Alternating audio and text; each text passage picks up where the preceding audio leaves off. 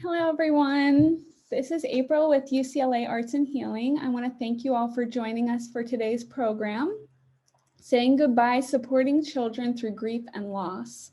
This program is presented as part of our free Hope series, Healing Online for People Everywhere, which was created to enable our global community to build resilience through the arts during this unprecedented time. To learn more about our upcoming programs offered in this series, you can head over to our website after this session. Today's program is in a meeting format, so please keep yourself muted until prompted otherwise by either me or the presenter. You're welcome to keep your video camera on or off as needed for your comfort level, and we suggest that you stay on gallery view. We will be using the digital hand raising function. To do so, you can click on the participants button at the bottom of your Zoom screen. A participant window will appear and you'll see the raise hand button that you can click on if you have questions. There will be a 15-minute Q&A at the end of the program. We want to welcome today's presenter, Lila Tyler, who is a licensed marriage and family therapist, a registered play therapist, and an advanced trainer for the Nurtured Heart approach. Lila specializes in the treatment of children dealing with trauma, grief, loss, and critical illness in the family. Without further ado, I will hand it over to Lila. Good morning or afternoon.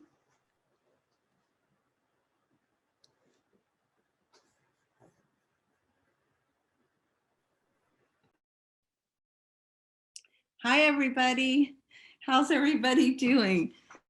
It's so great to be here, and I'm seeing names popping up on the screen here of people who I've worked with in the past and people I'm working with now, and some new friends from all over the place.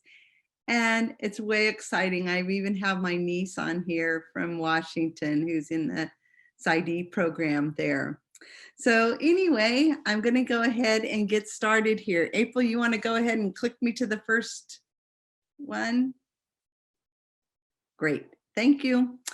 So I'm going to be focusing on children dealing with death for the most part today.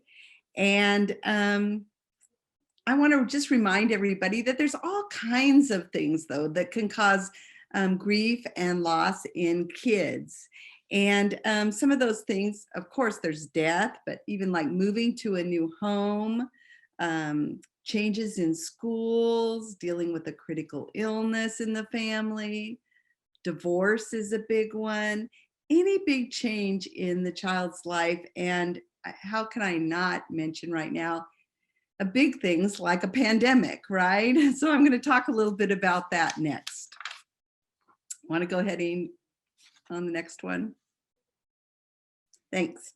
So I believe this has been hard. This has been a hard time for everybody, right? We're all grieving in a lot of ways, and we're all dealing with loss. And I think it's really going to affect us for years to come, unfortunately. One of the most important things we deal with when we're dealing with grief and loss is rituals. And the support of loved ones in our community around us is what helps get us through that. And right now, due to the coronavirus, I mean, we're having to deal with loss in a whole new way, especially death. There's drive-through burials, FaceTime farewells, memorial service are being put off, or there are only a few people can be in attendance. It's just been hard. Those families I've been dealing with who have had loss at this time, it's just been very, very hard for them. And what this is doing is causing this unresolved grief for families, including children. And then many times people aren't even able to say goodbye to the person who's dying, which is so sad. I've heard that over and over again. Churches are closed. People are afraid to gather together, righteously so, right? And so there's so much that's changed, but death is just one of the things causing loss and grief during this pandemic. People are losing their jobs, their normal routines, schools have been shut down, churches have been closed, the ability to be with friends, family, recreation for some people, sports, things like that aren't happening. that's a lot of loss all at once, and something we haven't dealt with before.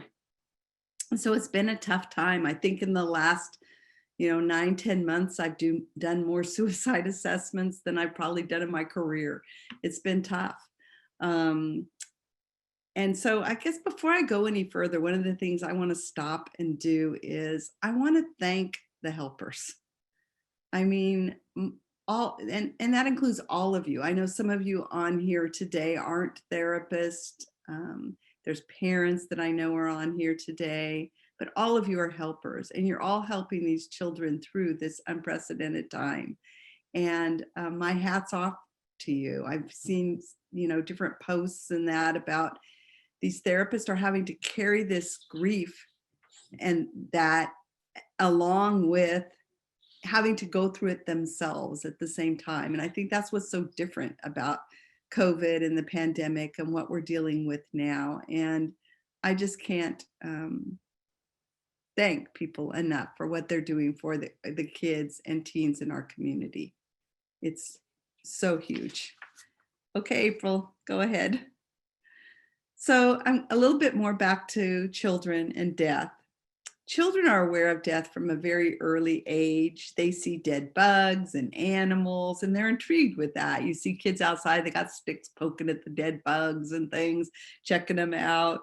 And studies have shown that children see death on the TV at least once a day.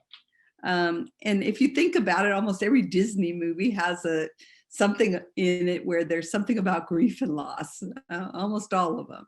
And then if you haven't had a chance, there's this new Pixar movie out called Soul that I really highly recommend, that definitely has themes about death and loss in it. And it's just a great movie. So anyway, but despite all of this, death is still this taboo subject. It's something that we all have a hard time talking about oftentimes, and especially with children. There's still this belief that we need to shield children from death and protect them. It's too much, that they can't handle that. And I certainly go along with let's make our explanations developmentally appropriate, but at the same time, we can't shield, and we shouldn't shield children from death as part of our life experience here on earth. And so with that said, next slide, please. Thank you. This is really important, and working with death and grief, loss, it's going to make us aware of our own feelings. It's going to stir a lot up for us. And it reminds us of those of us who've had someone close to us die. It's going to bring that up for us.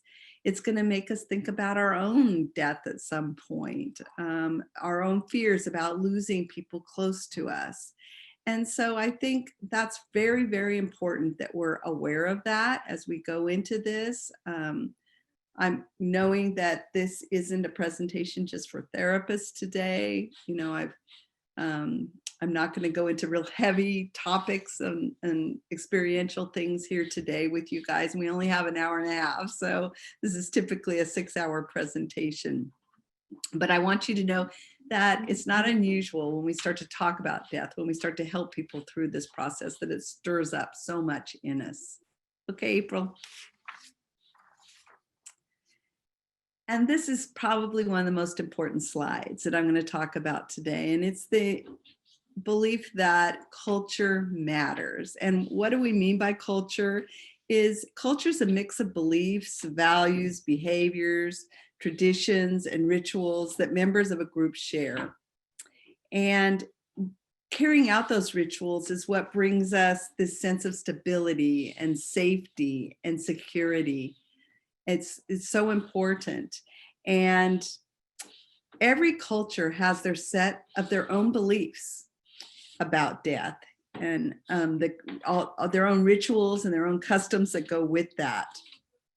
And some of those things include how to care for the person who's dying, how a person's body is handled after the death, whether grief is expressed quietly or privately or loudly and publicly, how different genders are told that they're supposed to grieve in different cultures, how long family members are expected to grieve and how they behave during the grieving process and long after, and how we honor the person who has died, when they've died, as they're dying, and afterwards, and what roles family members are expected to take on during this grief process and after the grief process.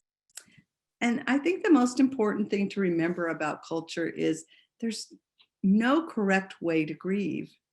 Anybody that tells you that, I have a problem with that. I mean, we all grieve differently, even within the same culture. You know, if you're a first generation person here, or you're somebody who's been in the United States a long time, that may be different in how you grieve within your own culture. But mourning rituals that are normal for one culture may seem strange to another, but it's important that you talk to your clients, you talk to the people who are dealing with grief and loss about what's important to them, because that's what matters here. It's not about you at this point when you're helping people with their grief and loss, it's about them. And it's very, very important that we take time to understand their culture and their religious beliefs, and that we don't assume anything.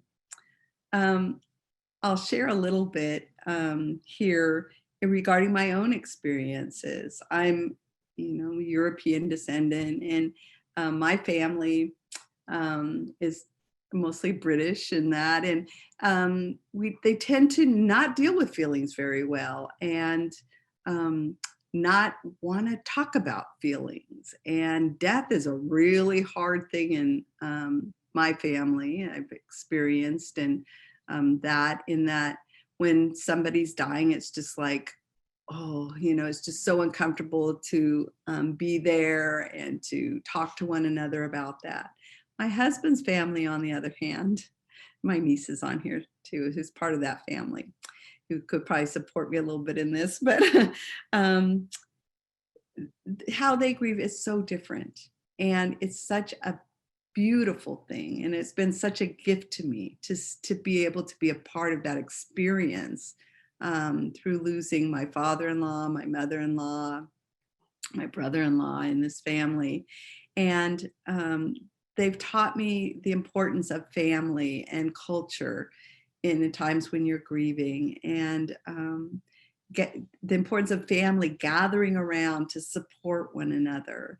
And at first, when I first was part of a family where someone died in the Filipino culture, I thought, oh my gosh, this goes on for days and days. It was so different than my own experience, but it's just taught me so much more about the importance of having your community around you.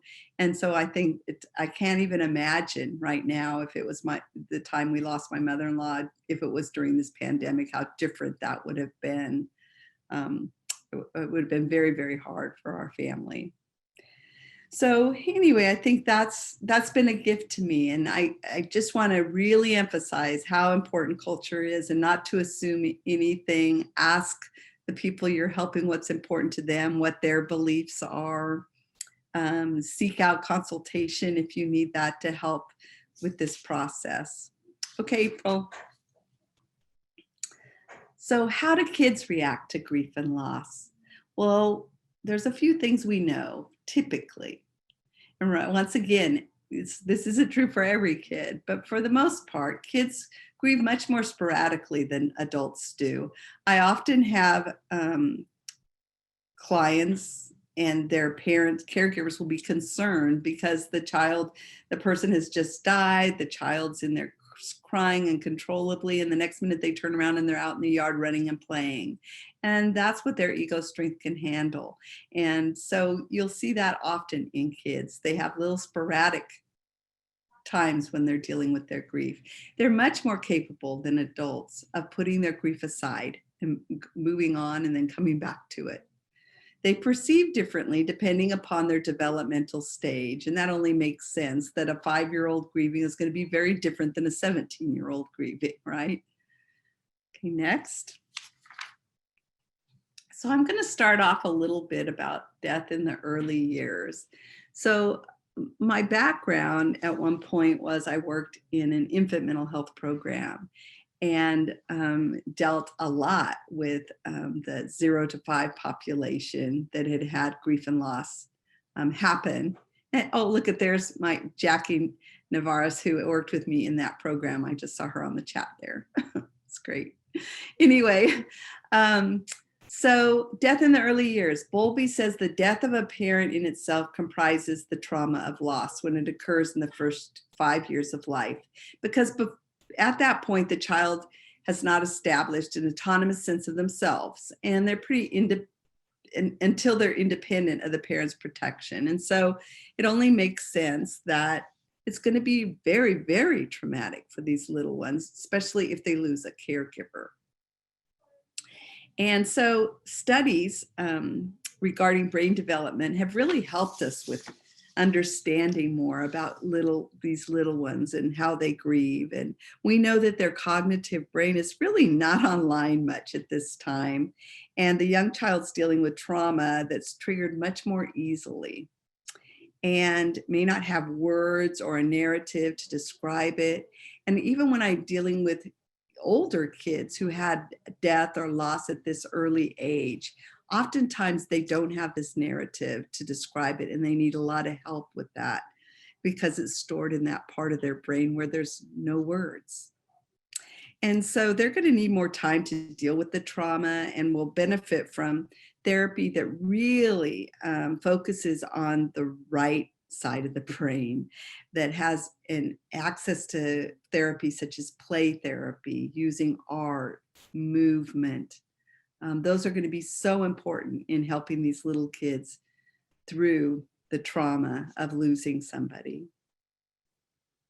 Common reactions for these little ones. It's really sad when you're dealing with a preschooler or that who's lost a caregiver. I've had that experience many times now, unfortunately, that I've worked with these kids. And what you'll see at first with the little ones is a lot of protest. And what that looks like is they're pretty much crying uncontrollably, intensely. And what they're doing a lot of is searching for the person who died, and rejecting the comfort of others. And it's very, very hard for the surviving caregiver who's trying to care for these little ones, because it seems like nothing you can do can console them. And typically this can last for 2 to 3 days, where it's pretty intense like that. And then it usually decreases in intensity and it's more sporadic, but it still goes on for several days or more. And it's especially true, it will show up at transition times, right? When a lot of things show up for our kids. And so that's when you'll have kids having a hard time. Bedtime's probably the main time that they'll have the hardest time.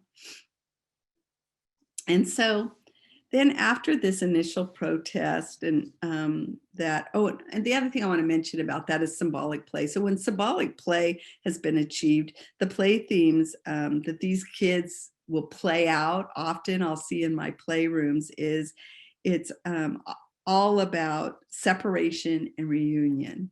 Hide and seek, is the game I think of that happens a lot. And it's happening in the sand tray or just in their play in the office, where it's like you're out of sight and then you find them, you're out of sight and then you find them. So then the other thing is that happens with these little ones when death happens in the early years is just intensification of what normally happens in their developmental anxieties. So, kids under 5, the primary anxiety we see with them is separation anxiety and fear of losing a parent. That's their biggest fear at this age. And it's really, really especially prevalent between the ages of 6 months and 2 years old. And so with the death of a parent or a caregiver, these fears become real. And the child learns that what they dread most can happen. And that's a pretty scary thing for these kids. And they will search for meaning in that. And y'all hear kids say things like, my mommy didn't love me and that's why she died and that's why she went to heaven. Or I was bad, so my daddy died. Very young children who don't understand, they just don't understand abstract cause and effect relations. They can develop this sense of always impending doom. And because they learn that events can happen unpredictably, it changes their worldview. And that's often what we're dealing with later on with these kids too. It's just this worldview that was formed at this time due to the trauma. Other reactions we see in kids at this early age are anger, regression in their developmental functioning. Maybe they were potty trained and all of a sudden they're wetting, or encopresis is happening with them again. New fears are coming up, fears over all kinds of things. And magical thinking is a big one at this age for kids, where they're trying to make some meaning of what happened. If they can't, nothing makes sense, they make something up, basically, is what that means. And I think the most important thing with this age is how the surviving caregiver is doing, what their own grief process is like. And that's where it's really hard because, of course, they're grieving too. And so that affects the trauma response of these little ones. Okay, April. I'm going to talk a little bit about 5 to 9 years old. So they have a better cognitive understanding of death, but they still lack the ego skills to deal with these intense feelings that come up with grief and loss. They feel like they can escape death through their own ingenuity and efforts.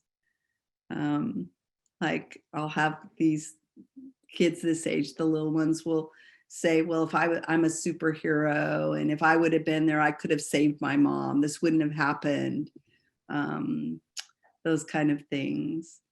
They start to believe that anything can happen and that the world's unsafe. They often think that death only happens to old people. And as I'm working with these kids, I'll often get this question of, are you old? And I've learned that what they're asking me is, yeah, they want to know how old I am sometimes, but mostly they want to know, am I going to die too? And is this going to be more loss for me? And they really worry about, is death contagious? I remember years ago when I worked at Sutter and I was doing the children's bereavement art groups, there was one little boy whose dad had died of a bug bite that had turned into septic and he had passed away. And when he shared that with the group, boy, all the kids, all the hands went up in the whole group, and the kids were saying, well, I got bit by a bug once and this happened, and it scared everybody because they're just so afraid that this is something that could happen to them. And that, if they got bit by a mosquito, they could possibly die. Okay, let's talk a little bit about 10 to 13-year-olds, April. Okay, so 10 to 13-year-olds, they see death in the form of a tangible being often, such as a ghost or a hooded figure that they'll talk about, and that will show up here in their play and in their drawings when I'm working with them. They have more understanding about death. They know death can happen at any age and that it has many different causes. They get that at this age. And at age 10, kids begin to have real fears that a parent might die in normal development. And they may have nightmares about this, even when they haven't lost somebody. So when death happens in the family or somebody close to them, it really escalates that with them. And they are feeling they are less feelings focused at this age and have lots of questions about death and what happens to the body, and that And this is where I think therapy is often so helpful. So because these kids will, if it's a caregiver, someone close in the family who's died, often they don't want to ask the family member what happens to the body. It's kind of a taboo subject, or they're afraid they're going to upset somebody. And so I think this is where it's good to have some books that describe that, that you have some good understanding and feel comfortable in talking about that at, at the level that you need to discuss it with them, because they're going to have questions about that at this age. I could almost guarantee you that. And at this age also, they're starting what Dan Siegel calls brainstorm in their brains. From about 12 to 20 years old, this happens, and it's this big reconstruction of their brains due to pruning of the brain cells. And so this may result in more behavioral issues normally, and more executive functioning issues normally. And then you have this possible trauma or death on top of that, that just exasperates that. Okay, next one. And teenagers. I'm sure you all remember this time of being a teenager, and teenagers are just fascinated with death in general. And they often spend time thinking about their own death. They may challenge death with their behaviors, fast driving, experimenting with drugs, taking unnecessary risks, things like that. They think about things like, oh, what song they would play at my funeral, who would be there. That's pretty normal teenage thoughts that go through their head as they become more aware and experience death more in their teenage years. And I think the most important thing about death for teenagers is it's a really difficult time for kids this age, because they're supposed to be individuating and getting ready to go out on their own, go off to college, those kind of things. And all of a sudden this kind of trauma happens, and it can stop this process. I saw this in the death of my brother. I had nephews, especially my one nephew. He was a senior in high school and getting ready to graduate. And this just complicated it so much when his dad had his cancer diagnosis and then eventually died, in that he didn't want to leave the house. He didn't want to go away from his father while this was happening. It was like time stood still for him. And it took a lot of convincing to get him to continue and to go to college by his dad while he was ill. Okay, next. So a little bit about wardens for psychological tasks of grief. I use this a lot, wardens work, in my work with grief with kids. And he talks about 4 different tasks. And when I'm doing therapy with kids, I'm pretty much following these tasks, 1, 2, 3, and 4, as I'm doing the therapy. And I'm going to give you guys a lot of examples here coming up of various activities that I do in sessions and things that you can use with kids to help them through these various tasks. And I think, so let me just talk a little bit about them. There's accepting the reality of the loss, just accepting that the person has died, understanding who has died, sometimes for some of the younger kids, processing the next steps about processing the pain of the grief and their feelings around the death. And I would say that's probably where the majority of time is spent in the therapy session with kids. And then we move on to adjusting to the world without the deceased person in it. And that's an ongoing thing I think we're doing throughout our lives, And then the last one, at one point they talked about, some people say moving on, going on with our lives. And I really have a hard time with that. I think this is a much more accurate way to describe that. It's finding a way to remember the deceased while embarking on the rest of one's journey through life. It's not like we just move on or forget about that person, not somebody who you love and was important to you in your life and you care about, they just don't go away. And so it's just finding a way to remember them. We grieve, we still grieve at times. Special occasions are going to bring that up. And know that that's okay. You know, we love them and that's okay. And there's really no order to these phases either. We go in and out with them. And the tasks are where you take action and you do something. Mourning, I guess time heals is a partial truth to that. I think time does heal in some ways, but healing comes from what the grieving person is able to do with that time. I think is an important piece here. The Harvard Child Bereavement Study was a study of a large number of kids connected with a parent who died. And they say that they still connect with their parent by speaking to them out loud, by thinking about them, by dreaming about them, by feeling watched by the parent. And 2/3 of these kids who they interviewed reported this still to be true 2 years later. So we know that this is something, and I think any of you have had somebody close, you know, whether you refer to them as your angel or however you do that, we continue to have some kind of contact with that person in our own way. Okay, next. April. So, is there really a way to grieve? And I think mourning is a process and not a state. It's this fluid process that kids go through, we all go through when we lose somebody. The tasks are revisited again and again over time. And so this first little image is an image of the stages of grief and what we go through.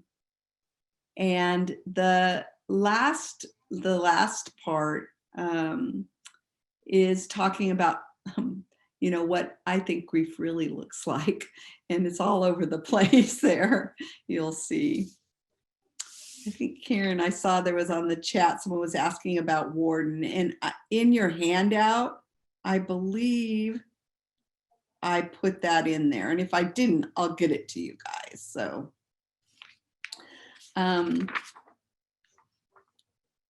so the next one, April. So normal grief. All of these things are part of what's normal when somebody dies. So kids will continually retell events about the loved one and his or her death, and they'll want to talk about and tell it over and over to people often.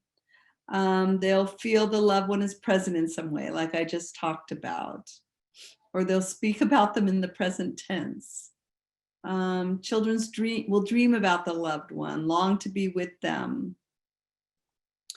The child experiences nightmares, sleeplessness. It's hard to concentrate on schoolwork. Sometimes that's so hard to get through to the schools when these kids have dealt with or dealing with their grief and loss. And there's this expectation that after a short period of time, they should be able to get back to their schoolwork. Children appear at times to feel nothing, and that numb feeling. They're preoccupied with death, excessively worried about health issues. It's very, very common. I'm going to show you guys some body poster drawing in a little bit. But what I see happens with kids oftentimes is I'll have a parent with, say, stomach cancer, who died of stomach cancer. And I'll have kids with all kinds of problems going on in their stomach. It's like they take it on in some ways. I've seen that over and over again. It's been really interesting. I don't have any studies about it, but I've sure experienced that in my 30-something years of working with kids with grief and loss. Children are afraid to be left alone. They cry often at unexpected times. They're triggered by something unexpected. And remember, oftentimes if these kids didn't have words or a narrative, it's going to be things like a smell or that reminds them of the person that died, that's going to trigger them. It's going to be one of those sensory pieces.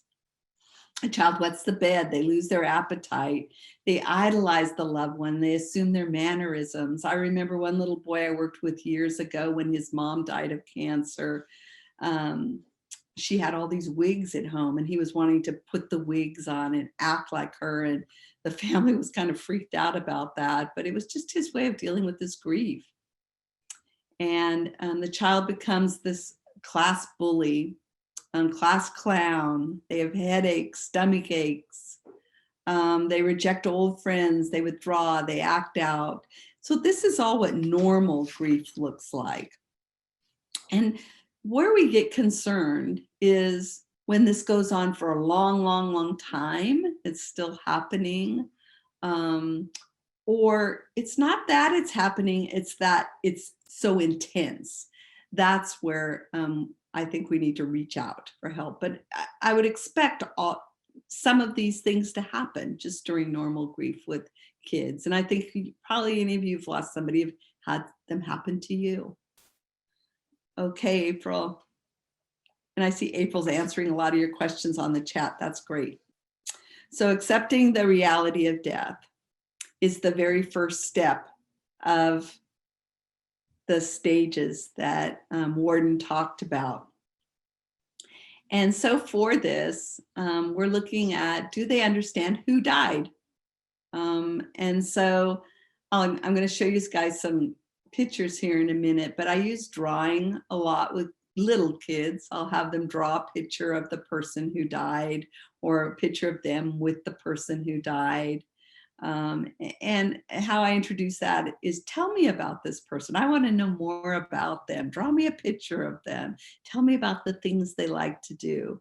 With older kids, I use collage. And I think as kids do get older, a lot of times, there's some of those kids who are artists and love to draw, but most of them that I work with, you know, they're critical of themselves the older they get with their art. And so I use collage, and I use collage for them to tell me about the person, to make a collage to show what that person liked, what they loved about that person.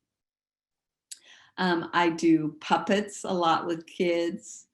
Sometimes they'll make a puppet of the person who died. Sometimes they're making a puppet of themselves and their feelings. And they'll tell stories. They love to use the sand tray in my offices to tell stories about the person who died. And then the next part about accepting the reality of the death is moving into, why did they die? What happened to their body? I can hear somebody. Anna, I think. Oh, she got it. So anyway, with that, so why did they die? What happened to them? What happened to their body? What part of their body didn't work anymore? And I'll show you some examples of that using a body poster. So do they understand the irreversibility of death? That when people die, they aren't coming back. And that's a hard one for little kids. Oops, that's my thing going off here. Sorry about that. And I use children's bereavement books a lot to help with that. And I sent out a book list for you guys to have on some of my favorite grief and loss books. So you'll have access to that. How did they find out about the person dying? That's a story in itself. That's an important one for us to know. Because sometimes there's misinformation that these kids are caring about, or their magical thinking has taken over and they have their own stories about that. And then the next part is, what feelings are they carrying in their own body around this? And what words are they using to describe those feelings? And then another important thing is a memorial service, and what did that mean to them? And I think that's especially important. This is where it's sad, the stuff with COVID.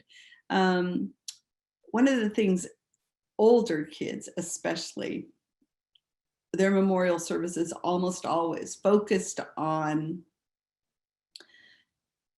all the people who showed up for them, their friends, and when they're drawing pictures or painting the memorial service, it's usually focusing on the people that were around them there and were there for them, and the importance of friends. And that's where things are so different now. And I just think it's horrible for families and kids. Okay, April, want to go to the next one? So this is just an example of a picture one of the kiddos drew about who died. And this was, I think, about a 5-6-year-old. And this is a picture of her mother. And she's wearing a scarf on her head because his mother had cancer. And it's just her way of introducing her mom to me.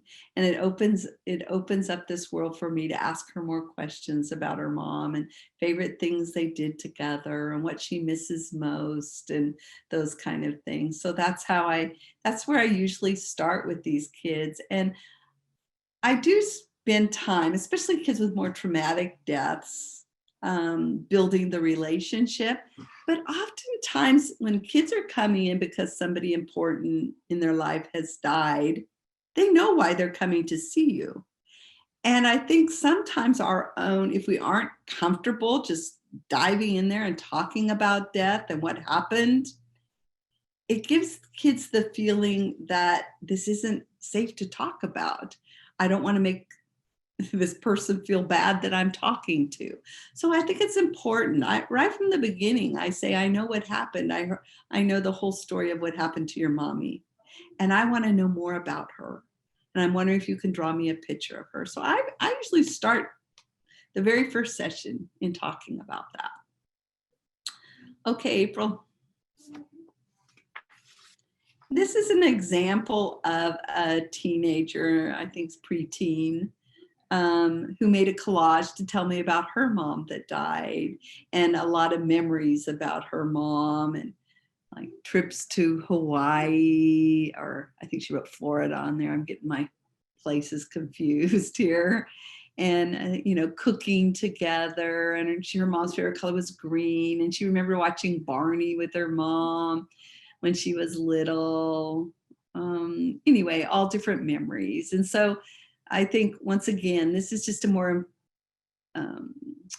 comfortable way for older kids to express themselves and tell me about the person that died. And, we can have long conversations about these collages for me to learn more about this person. And I find that for me, this is such a gift. It's a gift they're giving me to introduce me to this person that was so important in their life and share these intimate things. Okay, April. The body poster I talked about, this is an example of one that I used. And I think I just got this at like Lakeshore Learning, somewhere like that. And it just shows all the different parts of the body. And this has really helped. I learned to do this in the children's bereavement art group. And I want to give kudos to that group. I learned everything I know about grief and loss from first doing that group for so many years, and especially from a mentor I had there named Peggy Golshin, who leads that group. And so I just need to give her so much credit for what she taught me about helping kids through grief and loss. And it was really her lifelong work. And she was the person who started that group here in Sacramento. So this is the poster we used in that group, and I use it with kids now still. And it's to talk about what part of their body didn't work anymore. And I think this is important, especially for younger kids with that magical thinking and that, where they're so afraid of, can anybody just die at any moment? And so that they have some understanding that people die because a part of their body didn't work anymore, no matter what happened to them, that they could start to understand that. And so I'll have them color in that part of their body that didn't work anymore. And we'll talk about what that part of the body does for that person and why, just pretty elementary understanding of how the body works.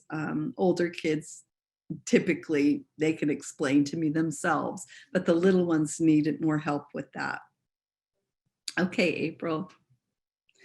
And this is just a blank body poster that we also used at the bereavement group, and I continue to use a lot with kids for all kinds of things besides just death, dealing with death.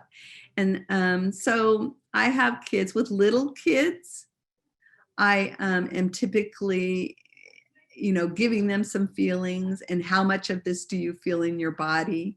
And so I might just do some real basic feelings for them, like anger, sadness, worry, fear, happiness, and they'll tell me how much in their body they feel those feelings. With older kids, they may put more words in there, use different symbols in that to show their grief. So this is a teenager here who did this one, and she wrote in lots of words that she was feeling when the person in her family died. And you can see she gets flooded with some of those feelings up in her head area there. And so anyway, that's how I use this poster with them to talk about the feelings that they're feeling in their body. Okay, next one. And those of you that have questions, I see the chat, there's some things popping up, and I'm going to I'll have time at the end to do some answers to your questions. I'll hang in here even after this is over to do that. So I just don't have much time, and I want to get you to the experiential stuff so you can do some of that. So a little bit about processing grief. So this is about processing our feelings. And I started a little bit of that when I talked about the body poster, and that's where we start to process some of the feelings going on there. And I'll have them paint things like a feelings rainbow with all the different colors representing different feelings that they're feeling is an example of that. Grief masks are great for kids in helping them processing their grief.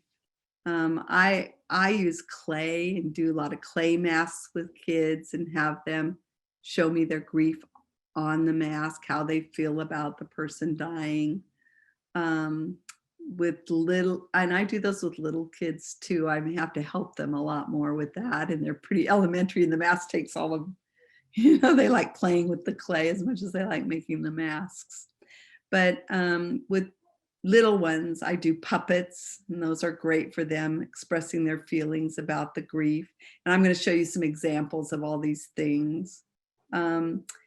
Inside and outside feelings, you can use a box, you can use a file folder, you can use a mask just for them to show you what they're feeling, what they show the world on the outside regarding their grief, and what's on the inside, what all their feelings are about the grief. That's a great one for older kids, and you'll learn so much from that. And collage works really well with that too on masks for kids.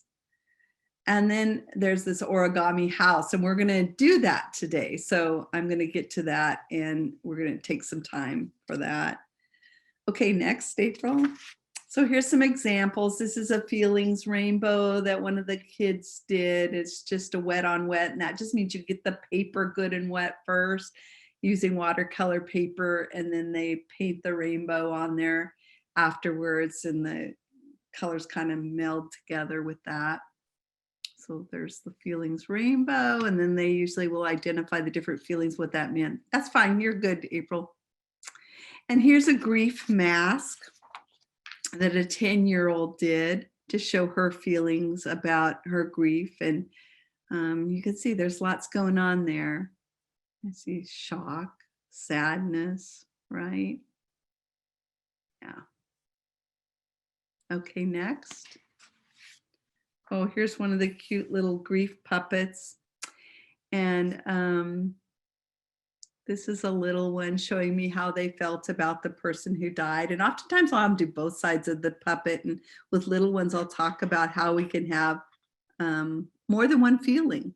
We can feel happy sometimes because maybe the person isn't sick anymore, or we could feel sad because they died. We could feel angry. And so I'll have them show those feelings on both sides. And then we do lots of puppet shows around that. I use just these Muslim puppets that I got at Lakeshore Learning is where I got those too. And you can get them online also, a little cheaper. I like the Lakeshore ones though, because they're a little bigger and made nicely. And then I use different colors of paper for the kids, for the multicultural experience, to make their faces and that. Some kids use yarn for the hair. I have material where they make clothes and that, and the patterns we can draw around. I help the real little ones. I help a lot with that. Little older ones, they can pretty much do it themselves. And then one of the things you'll notice, there's a pocket on this puppet, and that is such a wonderful intervention in that I have them put a pocket on all their puppets, and they write a note to the person who died. And if they can't write, I do the writing for them as like their secretary, and then we stuff it into the pocket. The one thing you want to do when you make these puppets is you want to stick a piece of paper inside the puppet. And I'm typically using Elmer's, letting the kids use Elmer's glue. I always have hot glue guns around too that I'll use and help them. They put things like the buttons on because it's just so much quicker and they stay so much nicer. But to stick the material on, I'm usually just using Elmer's. But if you don't put a piece of paper or something inside there, your puppet's going to get stuck together with that glue soaking through. So that's an important piece to do here, so they can get their hand in there later and use the puppet. And the puppet's going to need to sit for a while before they use it. It's not like they grab it the minute it's done and start to use it. It needs some time to dry. Okay, next. Oh, and here's our origami house. So on this one, I'm going to teach you how to make an origami house. And so I also gave you a handout that's actually probably going to do a better job than me teaching you to help you to be able to fold one of these origami houses. And I'm hoping all of you have a piece of paper around. It was in the, I think, handout and instructions and that you got to have that with you here today. But I'm going to explain this house here to you, and then I'll give you the directive and show you how to fold the house here in a minute. So this was a little one more recently, and who had a death in the family. And this is what she drew of what the outside of her house looks like. And then when we open the house up, it's showing what's going on the inside of the house. And so, you know, with art therapy, we always got to be careful of not reading too much into it. But at the same time, it's part of our job to look at what's going on and look for patterns that keep showing up. So I'm glad there's a window here and someone's looking out the window. To me, it's like they're looking for help, and that there's a door, a way in. But boy, is there a lot of need for control here. And those lines are jagged, kind of anxious little lines to me that are filling this house, and a lot of control, trying to control the outside of it. And then the next slide, April, you'll see what's inside the house. And what a difference, right? From the outside of the house, all this control, it's a lot of chaos, but there's smiles in there. But there's a lot going on inside that house. And so, and as this little one talked to me about all the things that were different inside the house since the loss of this person, but also just the loss due to pandemic and everything going on in their lives. It was pretty sad. So let's see, I need to get to the point where I'm going to show you guys. So, let's see, April, do you do it where you show me on here, or do I go up and do it? Show you, what did you need to see? Can they see, get it so they can see me? Oh, yes, here. I'm a real person. I'm not just, and there's really people out there. When you're doing these PowerPoints, it's so strange. I feel like I'm talking to myself sometimes.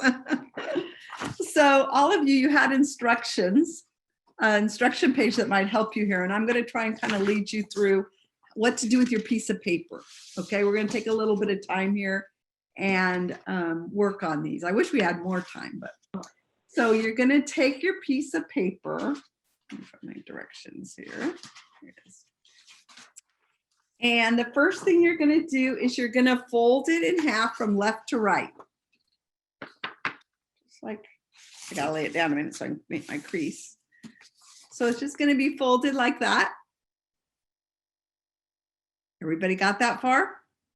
Okay, here we go. And next, what you're going to do is you're going to turn your paper like this so it opens at the bottom. And then you're going to fold it again, the right side over the left side in half. So it will be looking like this now. Okay. And then you're going to unfold that, what we just folded. Is everybody with me still? Okay. Now what you're going to do is you're going to take that and you're going to fold each side into the middle.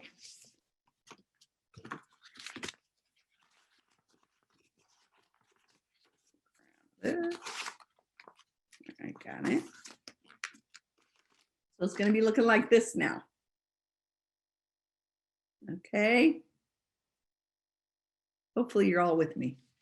And then what you're going to do next is you're going to unfold it and kind of lay it flat. And then you're going to take this one side and you're going to kind of fold it in. You're going to, I stick my finger up in there and the very up at the top and then press it down. So it looks like that. And then we're going to do the other side. You're going to come over here to this side, stick your finger up in there, that very first fold.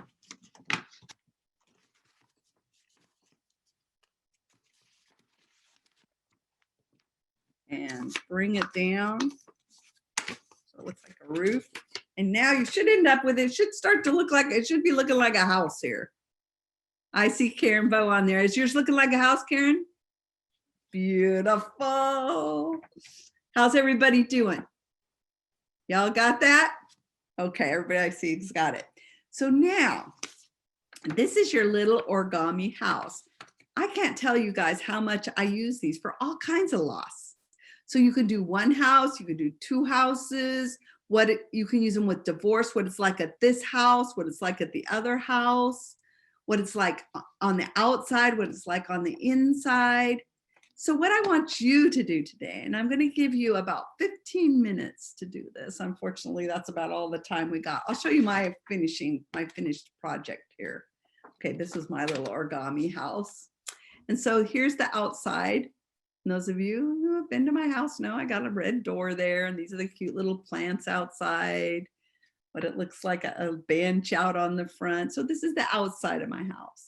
Then I want you to open it up. And when you open it up, I want you guys to be thinking about what is the pandemic, what you're going through in regards to your loss right now. Let's not dive into anything too deep here on like the loss of a loved one or anything, but the pandemic and what's happening with you and what has changed. What's the inside of your house, like the inside of you feel like. And I did a little bit of collage on mine rather than drawing. And, you know, I drew things like, oh, we're wearing masks. I'm on the computer all the time. I wrote on here, it's just feels like never ending.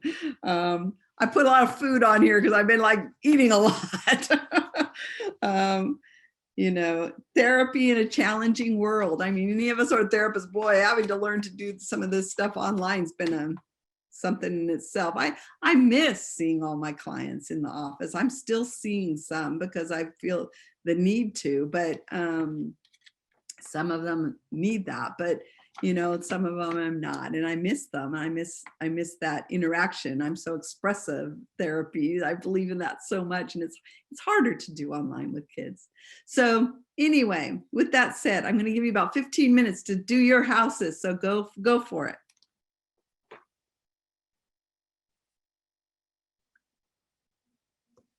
And if anybody has questions about their house right now or anything, I'd be happy to, you can unmute yourself and ask.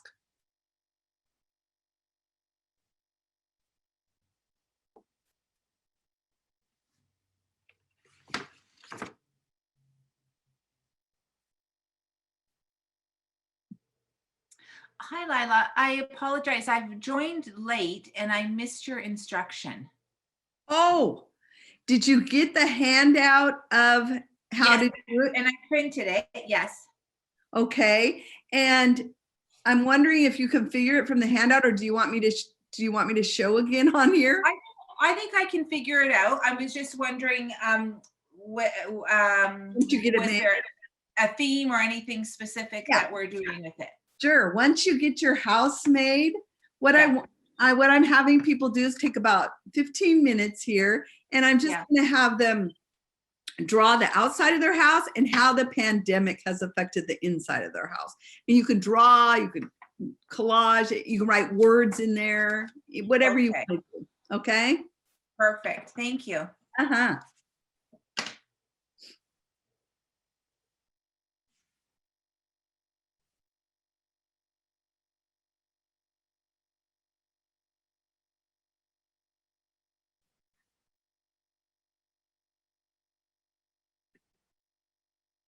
Oh, there's my niece. Hey, Joanna. Are you making your house? I clicked the wrong button. Yes, I only have this yellow legal pad paper though. Oh boy. And you're artistic.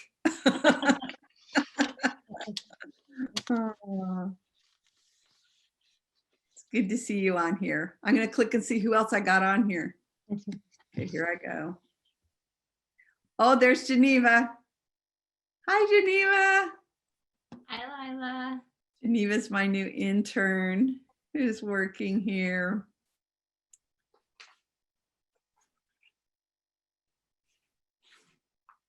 And Karen's on here. She's one of my staff that works with me at Kid Counseling also. Boy, I'm seeing all kinds of people on here. It's fun.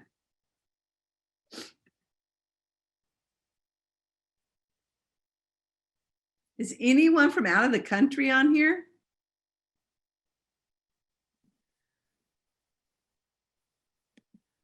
I'm in Canada. Canada, yay! You represent and my art therapy supervisor was the one who suggested I attend. So she's been lovely in sourcing out great professional development opportunities. So, do you know Lisa Mitchell from that area, Canada? No. Ah, she's great. Yeah. She's up in that area. Yeah, she's an art therapist. Yeah. Great. Thanks for coming. Thanks for having me. Uh-huh.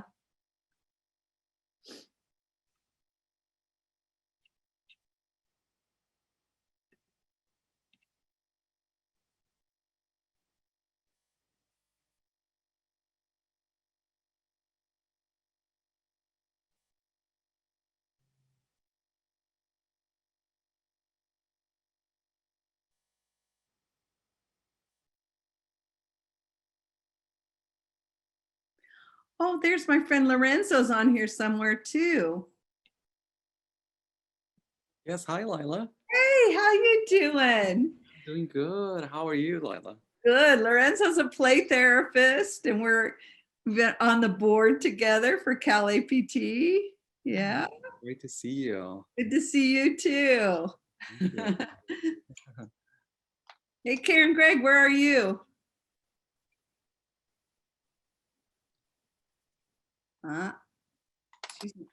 She's not answering me. I see she's on here. Lila, Aurora asks, how do you start a conversation with a child who has lost a loved one online if they are in a classroom environment? How do you start if they're in a classroom environment? So they're sitting in the classroom while they're meeting with the person? Is that correct? Where's she at? I'm Aurora. Hi, Aurora. As a teacher, how do you start it? Like, if you know that they lost someone, how do you start a conversation, or how do you even acknowledge them? Right. If they're in a Zoom setting, you know what I mean? So like we're talking right now, Right. how, as a teacher, how do you, I mean, do you give them your condolences? Oh, I think that's such a great question, Aurora, and a really important one. I had that happen to me as a teacher. I had a student who lost an uncle, and I needed to say something to him. I just couldn't let it go.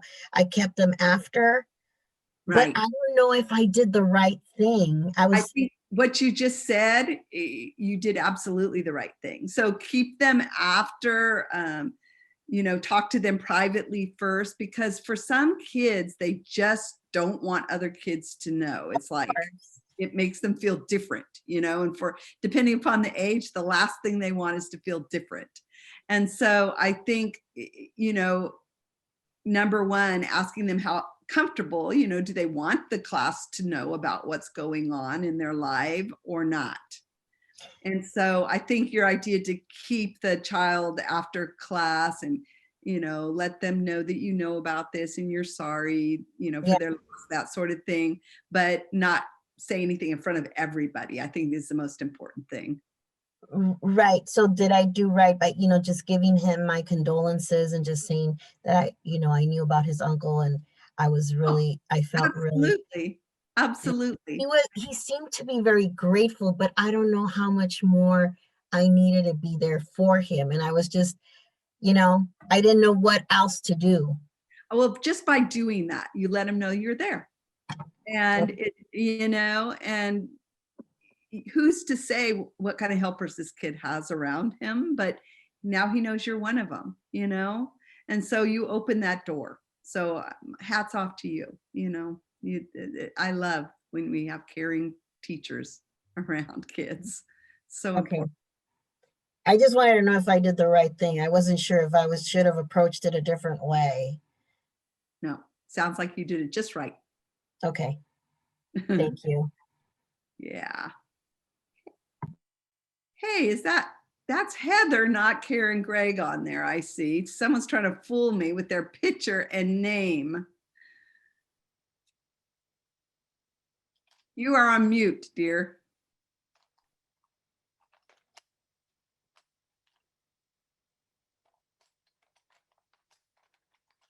Oh, I know. There you are. Oh, can you hear me now? Mm-hmm. Okay. So sorry. Hello, Karen. Hello. I'm using her computer, and we're in group supervision, and so there's about 4 of us here. Okay. All right. We definitely miss you and love all of your work. So thank you for letting me do. Thanks. Bye. How's it? Bye-bye. I also saw Puri, and Puri's going to be the president of California Association. Hi, Hey, there she is. I'm here. Yeah, it's a lot going on, but I'm coming in and out. But I'm loving this so far. It's so amazing. Thank you. I'm glad to see you here. Nice to see you. Uh-huh. Yes. So fun. This is like going to a party. How's everybody doing with their houses? Has anyone finished them up? Karen has. Karen, can you share yours?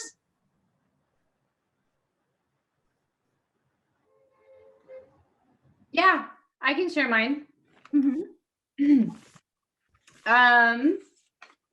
So here's my house. The outside, I kind of colored inside a little bit on the outside, but there's my house. The door and the windows and the grass. And then the inside of my house, this is kind of the pandemic. Oh, yeah. Going on, kind of storms and unknowns and fear and anger and anxiety and all sorts of ick. And then it's not folding well because I used too much marker. This is the other side of my house. You know, because I'm hopeful that you know, the new normal will bring new opportunities and new growth, and I have hope that the future is going to be better. So there's a little bit of both going on, but that's the inside of my house. Thanks for sharing that. Sure. We got a couple more minutes. Anybody else want to share their house? Hey, Lila, Valerie asks, do you think these activities could work for online counseling sessions? Yeah, I do. I mean, depending upon the kid's age, you might need to bring a parent in to help fold the house, you know, to help with that part of it, or you fold it ahead of time and get it to them somehow. But definitely online. I don't know why not, you know. It doesn't take a lot. That's one of the reasons I chose it today. It doesn't take a lot. You need a piece of paper and maybe some markers or crayons or collage, you know. It doesn't take a lot to do it. So that's one of the beauties of it. Yeah, and like I said, I've used this one with all kinds of things besides grief and loss. It's a great intervention for kids dealing with divorce or a new house. What's your new house like? What's your old house like? What do you know, that kind of thing. Change, even in school, you can make it into, it doesn't have to be a house, it could be a school, you know, that kind of thing. Lila, I really like this. Like my name's Kristen. I'm in California. I recognize you, Kristen, from somewhere it seems, but yeah, go ahead. I'm such a training nerd. I've probably seen you in another one. I live in an apartment building, so I just did like I only had colored pencils, so you probably can't see on this, but I can see it. It's, yeah. Like all the little windows, and then I wasn't really creative, so I just, on the inside, I would just wrote like up and down and all around. Yeah. And then I just put like a dotted line because I definitely feel like the existential crisis of all of this year. So just kind of like different pathways I'm considering and all that kind of stuff. So kind of straddling a metaphorical state line. And I just put, I just wrote my people at the bottom. So like my family who've been just like so supportive and amazing throughout all this. So just kind of like the foundation. That's great. Thanks for sharing that. Thanks. I love this. This is really cool. Well, you know, what we're showing as you guys are doing is the beauty of this. Sometimes we think, oh, it's kind of a little kid thing, but it isn't. We can use it with adults, you know, even this intervention. And I'll sometimes in the office, I get out all kinds of stuff, you know, like I'll get out doodads for them and construction paper and scissors and glitter, and they're going to town on their houses. So, all right. So I'm going to move on here. Okay, you guys, I hate to leave you. You keep working on your houses as you need to as I talk, but I only got about 15 more minutes. So I want to get into a couple more interventions to tell you about, okay? So April, will you take me back to my PowerPoint? There we are. Oh, everybody needs an April. Can I just bring you like home with me?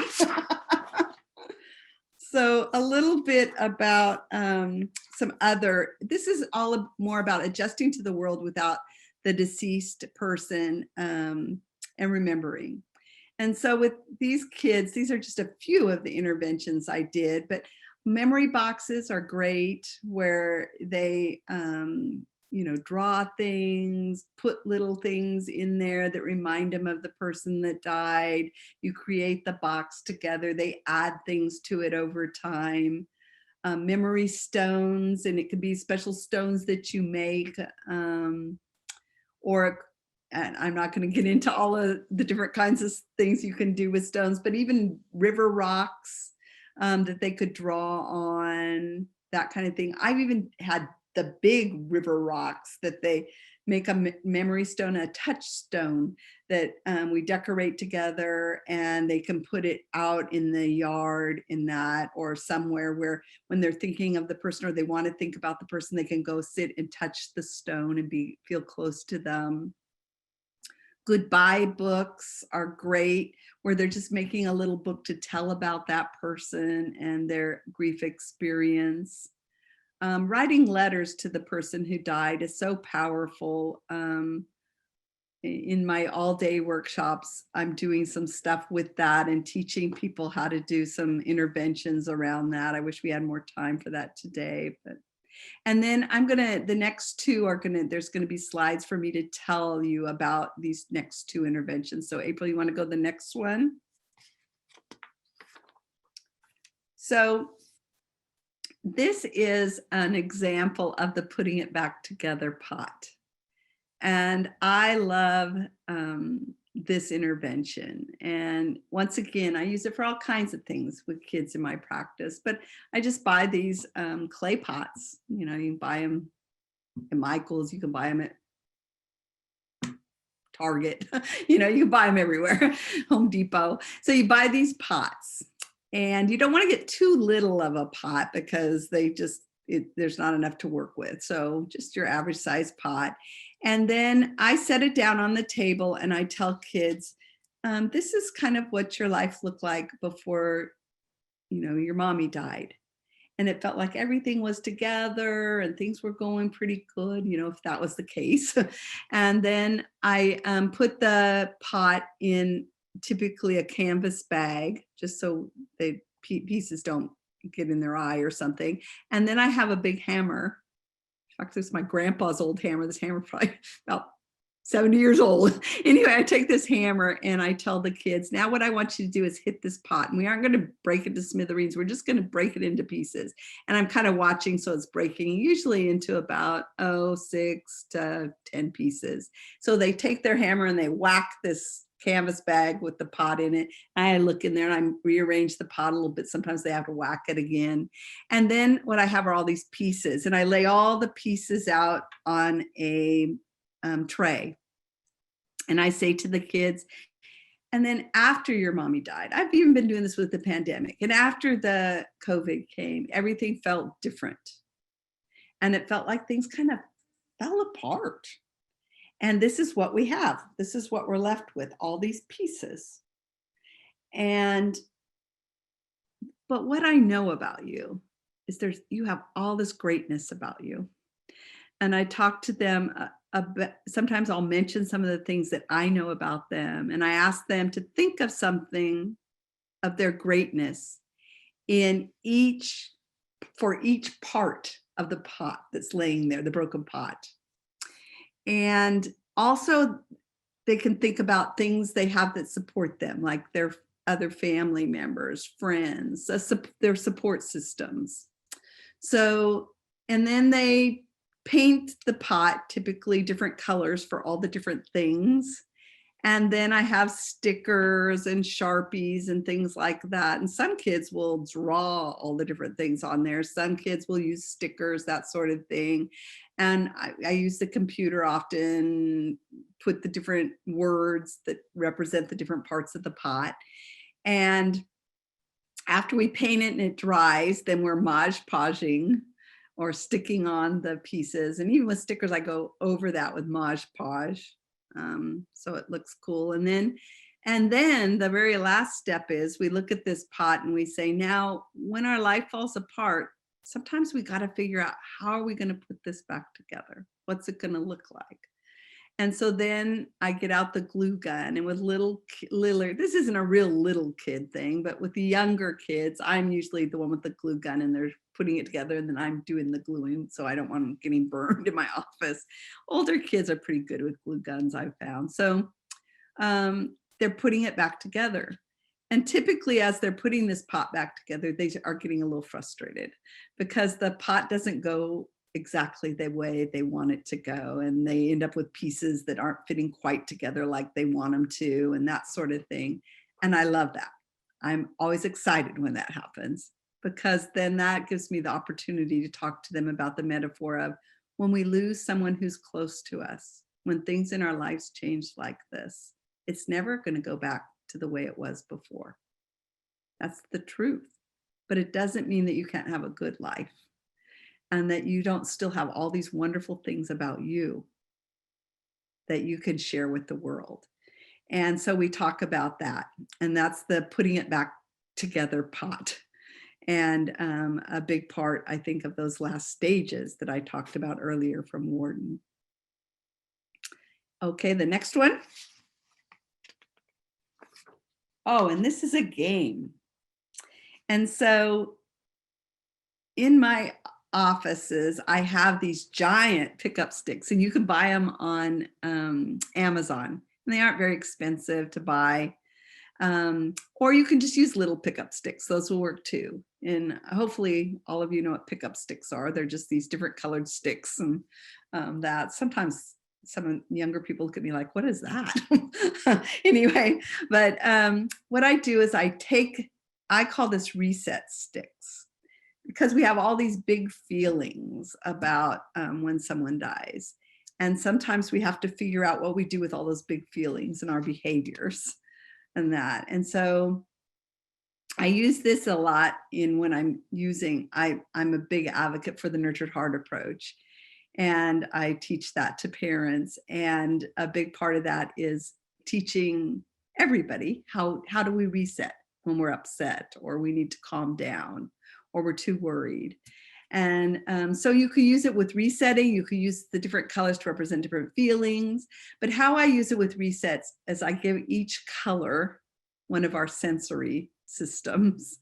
So for instance, red might be mouth, blue might be eyes, yellow might be nose and mouth. Oops, nose and ears. That's a typo there. Nose and ears. And green is like feet, hands, body. And so then we sit and we play pickup sticks. And so they get a stick without moving the other sticks. And so if they get that stick without moving the others, they have to tell me, say it's a red stick. I'm wondering, how do you use your mouth to help you calm down, or to help you when you're worried? And we write this list of things. And often I'm playing this with the whole family. Sometimes just with the kids, but often with the whole family. Because what I really want to normalize is that we all have big feelings, and we all have to learn to deal with our big feelings, not just the kids in the family, but the parents too, right? And so we're making a list of all the different ways they can use their own sensory system to help them when they have these big feelings come up. And we make this list, and they take a copy of the list home, and their homework is to see which one works best for them that week and how they used it. And we come back and we talk about it. And it's just been a very powerful intervention in my practice that I've used with children and with families, all ages. So that's the reset stick game. Okay, and our time is almost up here, so I want to tell you a story. I always go, which story should I tell? Because I'm quite a storyteller. And so I chose today to share with you this story that I call the Robot of Hope, because this is the hope presentation. It's hope during this hard time that we're all going through. So years ago, I worked in different treatment facilities. And I had a teenage boy that I worked with, and his grief and loss and trauma was probably pages long, and how he got to this treatment center, you know, as a result of some of his behavior, but more as a result of his trauma and what happened to him. And this was a kid who wasn't dealing with his trauma very well, and he was very shut down. He had gone through 2-3 therapists who were just so frustrated in working with them because he wouldn't talk. He just sat there, pretty selectively mute throughout every setting. And so they sent him in to see me, and I was there to use experiential arts with the kids. And this kid, who was about, I think, 14, 15 years old, I was getting the same thing everybody else got. I'm no miracle worker here. And I could see this wasn't working. This kid's trauma was stored so far back in his brain. He needed something very experiential to help him. And so I started asking around. And I think this is an important part of what we do is we need to take time to get to know every one of the kids we work with, about their culture, about their developmental stage, about their trauma history, about what they like and what they, what they enjoy in this world. So what I found out about this boy was he loved computers. And so I went to the old computer lab and asked the guy there if he had any old computers laying around, and he did, like they always do at schools, And so I took that computer in and I set it on the table, the 2 old computers, and I had this kid come in the next time and he saw those computers sitting there. And I used the same metaphor I kind of used with the broken pot earlier, where I said, this is what your life looked like when you were young and things were kind of feeling together, and then bad things started to happen in your family. And I know about those things, and you don't have to talk about them. But what I want you to do here today is I want you to take these computers apart. And I had all these tools there, and he just started taking the computers apart. And we sat in silence through, I don't know how many sessions. And that's always hard for me. I gotta say, that's one of my things that's hard for me. But we sat there as he took these computers apart until, the table, I had to get these huge box things, and the table would just be covered in little springs and screws, and you can see some of the stuff here, and it was all over this table. And every session I'd get it out and spread it out on the table again, and he'd walk in and he'd go back to work without really talking much to me. But as time went on, he started to open up, and he started to talk about his trauma, some of his trauma narrative and things and that. And so once he had it all taken apart, he came in and is all out there. And I said, so now somehow we got to figure out how you're going to ever put this life back together. And so what I want you to do is I want you to take all the parts of this computer that you've taken apart, and I want you to make something of it. And we probably sat another, God knows how many sessions, probably 8 sessions or so with him working on this. And this kid, I tell you, he made this little robot out of all those miscellaneous old computer parts, where it actually, his eyes, the parts of it lit up. It was amazing, the things that he did with this. And as he talked more and more about this, everyone couldn't believe he was in there talking to me. And the very last session, I said, now what are we going to do with this? And he said, well, I think I need to show it to everybody. And I said, what? You want to show it to, who do you want to show it to? He said, well, I'd like to go around to the classes and show them what I created and how I put my life back together again. And this young man who wouldn't talk to anybody got up in front of these classes he would walk into, and these were some tough kids in these classes. And he stood up there and he told them, when I was young, my life fell apart. He didn't go into his trauma narrative, but things have happened in my life. And it felt like all these pieces were just left. And now I've had to figure out how I'm going to put my life back together again. And this is what I've created. And for me, this is a story of hope. This is a story of what we can do as helpers to help kids tell their stories, learn from us. That's what we're about. It's holding space for them to be who they want to be and make what they need to make. And that's how he works through his trauma. He may never tell this story to anybody, but believe me, I knew this was a different kid walking out than walked in the beginning of our therapy. And anyway, I wanted to share that story with you. I want you to have this hope. I want you to take kids to this place, and hopefully you'll get the gift that I got from this kid, because I'll never forget it. And I just want to thank all of you for being here, for being who you are. And I'm going to stick around for questions. for any of you that have questions. So thank you so much. Here's to you. Thank you so much, Lila. Thank you for joining us today for Saying Goodbye, Supporting Children Through Grief and Loss. Before we transition into our Q&A, and for those of you who have to leave now, I'm just going to add the survey link in the chat. If you could take a minute and just fill out a brief survey, we would really appreciate it. You can also find the link. It's in the chat box, and I'll also be emailing it to each of you after the program.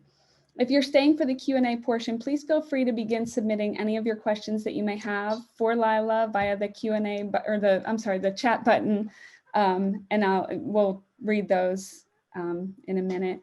To stay connected with Lila, you can reach her through her website, which is listed on the slide in front of you.